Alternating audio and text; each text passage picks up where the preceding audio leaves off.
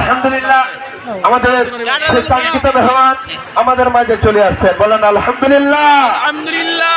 আমি বলতে চাই, যারা আপনাদের কাছে বিভ্রান্ত ছড়াচ্ছিল যে হযরত আসবে না, এখন আপনাদের বিশ্বাস হয়েছে।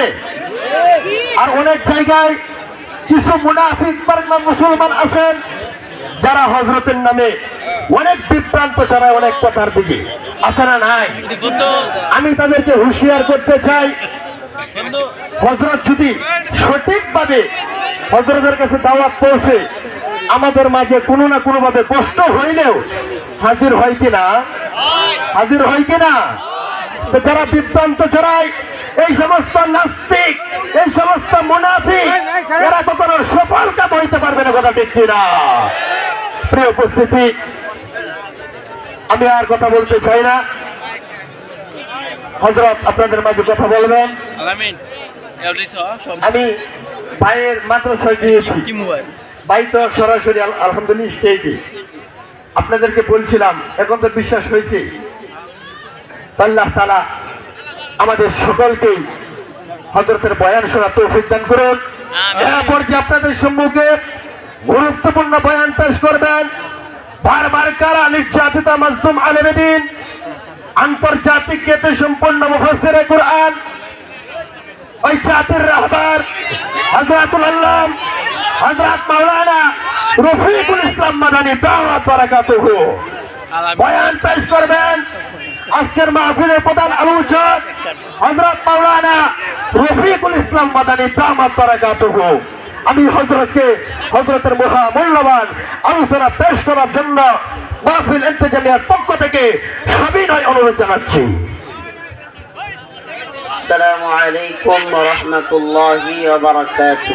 وعليكم السلام ورحمة الله. إن الحمد لله نحمده ونستعينه ونستغفره ونؤمن به ونتوكل عليه ونعوذ بالله من شرور أنفسنا ومن سيئات أعمالنا. من يهده الله فلا مضل له ومن يضلل فلا هادي له. ونشهد أن لا إله إلا الله وحده لا شريك له. أما بعد فأعوذ بالله من الشيطان الرجيم. بسم الله الرحمن الرحيم.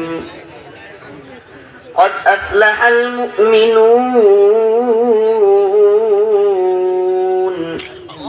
الذين هم في صلاتهم خاشعون والذين هم عن اللغو معرضون والذين هم للزكاة فاعلون والذين هم لفروجهم حافظون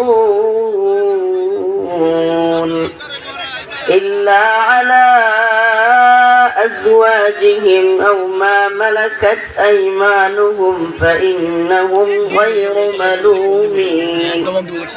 صدق الله مولانا العظيم وصدق رسوله النبي الكريم ونحن على ذلك من الشاهدين والشاكرين والحمد لله رب العالمين. সকলে একটু দুরূদ শরীফ পড়েন। আল্লাহুম্মা সাল্লি আলা মুহাম্মাদিন ওয়া আলা আলি মুহাম্মাদ কামা সাল্লাইতা আলা ইব্রাহিম ওয়া আলা আলি ইব্রাহিম ইন্নাকা হামিদুম মাজিদ. আল্লাহুম্মা বারিক আলা মুহাম্মাদিন ওয়া আলা আলি মুহাম্মাদ কামা বারাকতা আলা ইব্রাহিম وعلى آل إبراهيم إنك حميد مجيد. বেলতল দারুন নেজাত কওমি মহিলা মাদ্রাসা মহেশপুরা নান্দাইল ময়মনসিংহ এর উদ্যোগে আয়োজিত আজকের এই তৃতীয় বার্ষিক ইসলামী মহাসম্মেলনের সম্মানিত উলামায়ে কেরাম, মুরব্বিয়ানে আযম, প্রিয় যুবক ভাইরা, স্নেহের ছোট ভাইরা, পর্দানিশীন শ্রদ্ধেয় মা ও বোনেরা, আল্লাহ রাব্বুল আলামিনের দরবারে অসংখ্য অগণিত শুকরিয়া যে মহান রব্বুল আলামিন আপনাকে আমাকে কোরআন সুন্নাহ থেকে কিছু কথা বলবার এবং শুনবার তৌফিক দান করেছেন। সেজন্য অন্তরের অন্তঃস্থল থেকে কালিমাতুশ শুকর আদায় করে স্বতঃস্ফূর্ত আওয়াজ করে বলি আলহামদুলিল্লাহ। আর জোরে আওয়াজ করে বলি আলহামদুলিল্লাহ। প্রিয় উপস্থিতি, মুমিনের সফলতা, নামাজ এবং মুমিনের সফলতার কয়েকটা গুণাবলী, আজকে এইসব বিষয়ে কথা বলবো। মুমিনের সফলতার পথ কি? মুমিন কোন পথে সফল হতে পারে? মুমিনের সফল মুমিনদের গুণাবলীগুলো কি কি জানা দরকার আছে না নাই? সফল মুমিন দুনিয়াতে 1 লক্ষ টাকা বেতনের চাকরি করা, 6 ডিজিট, 6টা ডিজিট। 1 লক্ষ হইতে কয়টা সংখ্যা লাগে? 6টা। 6 ডিজিটের চাকরি, কোটি টাকার বাড়ি, লক্ষ লক্ষ টাকা দামের গাড়ি, সুন্দরী নারী থাকাই কি সফলতা? এই নান্দাইলে শহরে একটা নিজস্ব ঘর বাড়ি থাকা, এটা কি সফলতা? ময়মনসিংহ জেলা শহরে থাকলে এটা তো কোনো কথাই নেই, আমার চেয়ে বড় সফল ব্যক্তি আছে? আর যদি মহেশপুরা,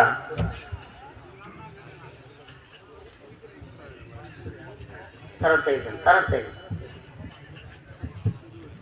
যান, ঠিক আছে, টাইম দেখতেছি, যান।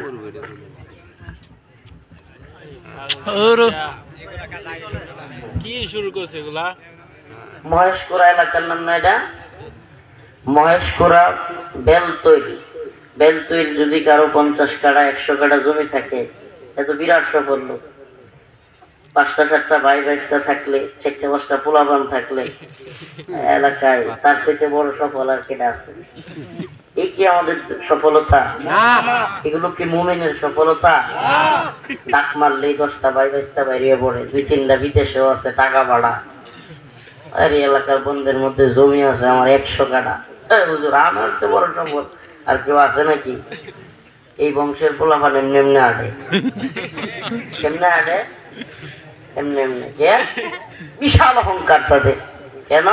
তারা খুব সফল। সফল এগুলো কি তোমার সফলতা?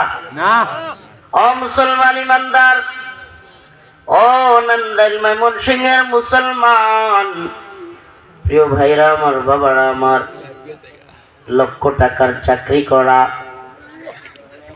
অনেক বড় করে 2-3 তলা করে বাড়ি করা, কোটি টাকা দিয়ে গাড়ি কেনা, কিংবা সুন্দরী নারীকে বিয়ে করাই যদি সফলতা হয়, তাহলে অসুস্থতা হওয়ার পর কিংবা মারা যাওয়ার পর এই সফলতা কোথায় যায়? বলেন, এই সফলতা কোথায় যাবে? আল্লাহ রাব্বুল আলামিন বলেন, ফামান যুহজিহা আনিন নার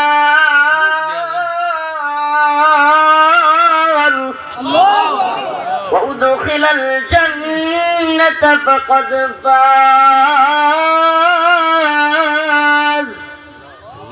ওয়া মাল হায়াতুদ দুনিয়া ইল্লা মাতাউল গুরুর।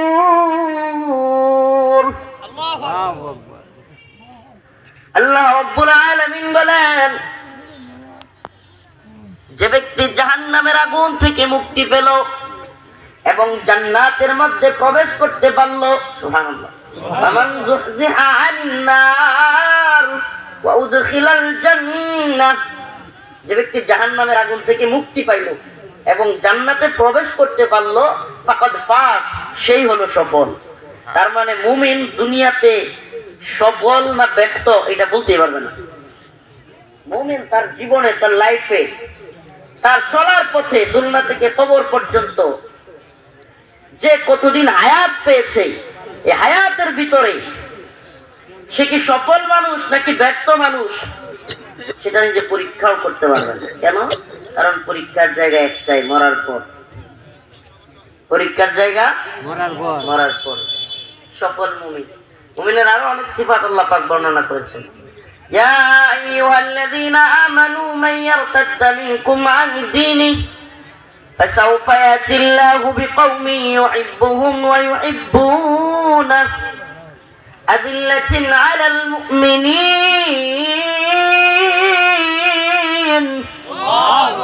আ'ইজ্জাতিন আলাল কাফিরিন يجاهدون في سبيل الله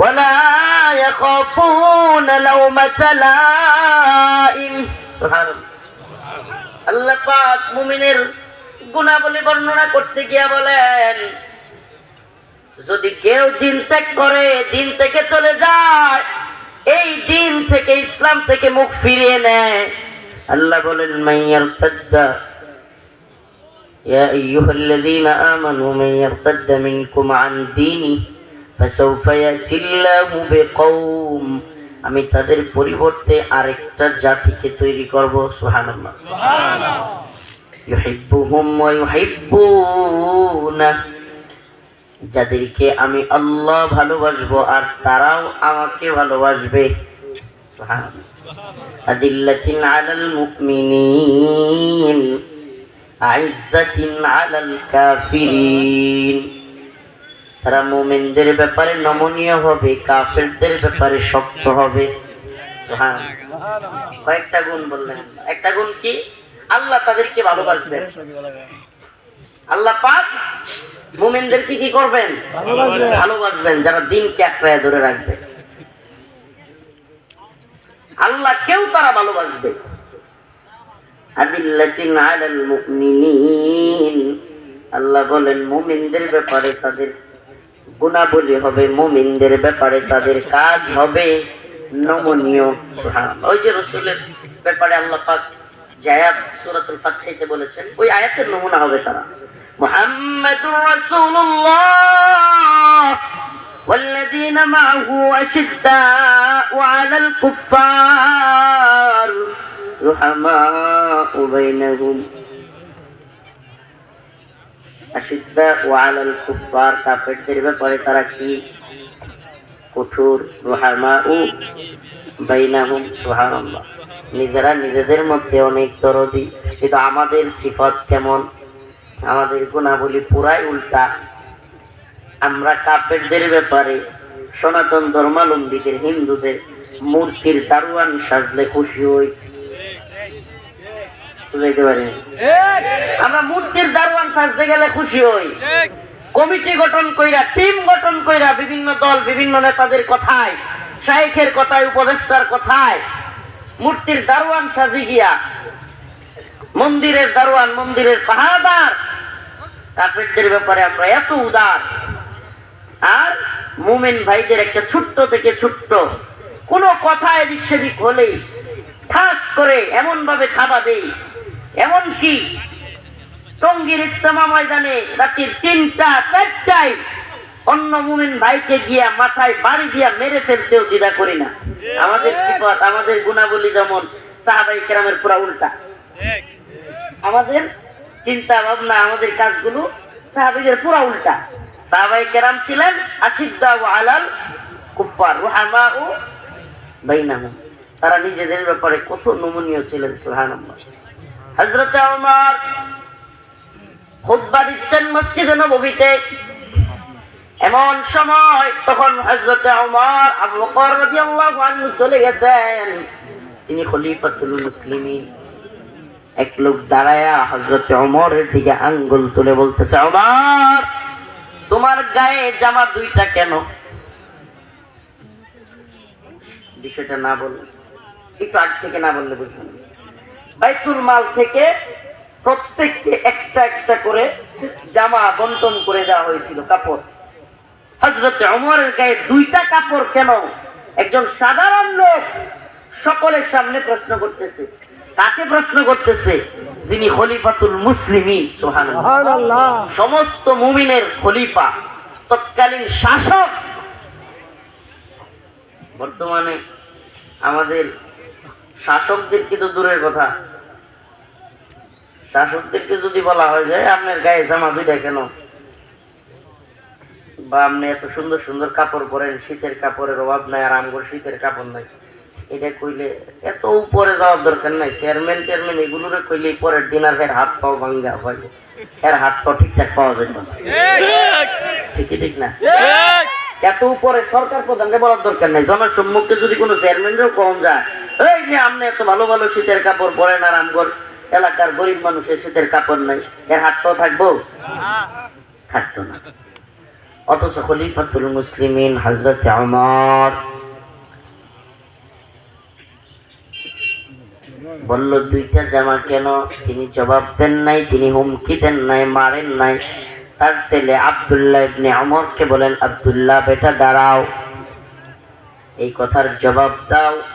হযরত আব্দুল্লাহ ইবনে ওমর দাঁড়ায়া বললেন, ও ভাই, আমার গায়ে একটা, তোমার গায়ে যেমন একটা, সবার গায়ে একটা জামাই থাকার কথা, কিন্তু আজকের বিশেষ দিনে আমাকে বাইতুল মাল থেকে যে কাপড়টা দেয়া হয়েছিল আমি আমার বাবাকে ওইটা দিয়ে দিছি। এজন্য আমার বাবার গায়ে কয়টা? সুবহানাল্লাহ। দেখছেন নিজেদের ক্ষেত্রে তারা কত নরম। নিজেকে রাষ্ট্রীয় প্রধান হওয়ার পরেও, মুসলমানদের শাসক হওয়ার পরেও, আমিরুল মুসলিমিন হওয়ার পরেও সাধারণ একজন লোকের এরকম এতগুলো মানুষের সামনে